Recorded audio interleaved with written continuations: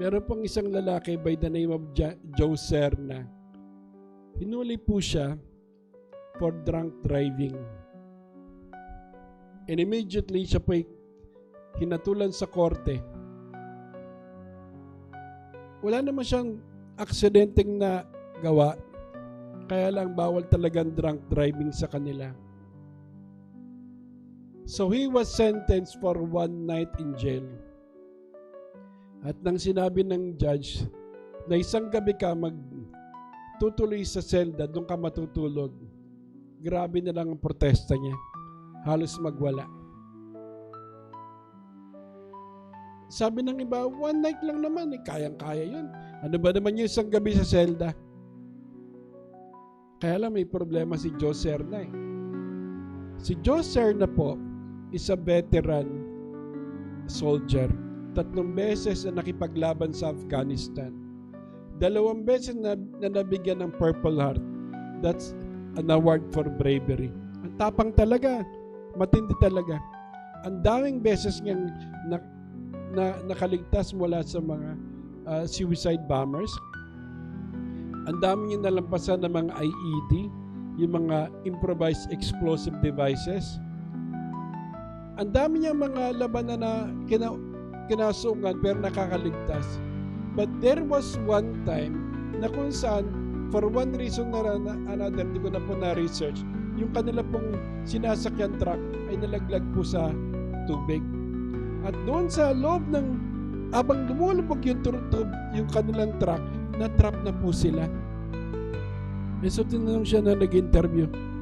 So nang lumulubog na kayo, ilan na ako survive? Sabi ni Joe Serna, wala. Ako lang ang nakasurvive. And you know, that time, talagang wala kasi may nakalabas sa truck eh. Sobrang na-trauma po siya. Nagkaroon po siya ng phobia sa mga bagay na close to phobia. Kaya nang inatulan siya ng judge, for 1 night doon ka sa selda matutulog, nagprotesta po siya.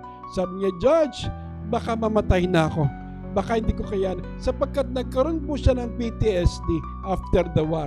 Yung post-traumatic stress disorder. Ito po yung kadalasan nagiging problema ng mga sundalo na after ng gera, nagkakaroon po ng mental breakdown.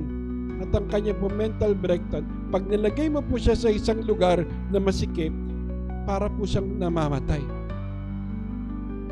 Sabi niya, Judge, baka hindi ko kayanin kasi may PTSD ako. And you know, that is a medical condition and that is recognized even by the government. Kaya lang, wala na, hatol na siya. The guilty must be punished and the judgment has been served. Wala na magagawa yung judge kasi naibagsak niya ng gable. Gawa na yung decision. So papasok na po si Joe Serna doon sa selda niya. 1 minute after, biglang bumukas. And lo and behold, nagulat siya. May nakatayo sa kanyang harapan. Alam niyo po kung sino? Yung judge. Sabi ng judge, Joe, hindi ko na mababawi yung decision ko. Talagang dapat ka magstay dito. But I want to tell you, ngayong gabi sasamahan kita dito sa loob ng selda. Hindi ka kinakailangan mag-isa. I know the problem. I know what you're going through. Alam ko na napakahirap para sa'yo. Kailangan mo ng kasama. Kaya ngayong gabi, dito ka matutulog kasama mo. Mga kapatid, gusto ko pa malaman natin na nabubuhay tayo sa mundong ito. And we are going through our darkest moments in this world. Pero hindi ka dapat na malungkot, hindi ka dapat matakot sapagkat sinasamahan ka ng Panginoon. Jesus Christ came down to earth to be with you, to stay with you, to live with you. And He wants to tell you na you are not alone in your battles. Hindi ka nag-isa sa labanan.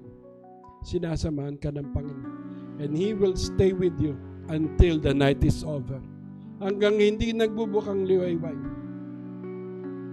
Sasamahan ka ng Panginoon at magtatagumpay ka because Jesus Christ promised, I will never leave you, I will never forsake you, and that is a promise from the Lord.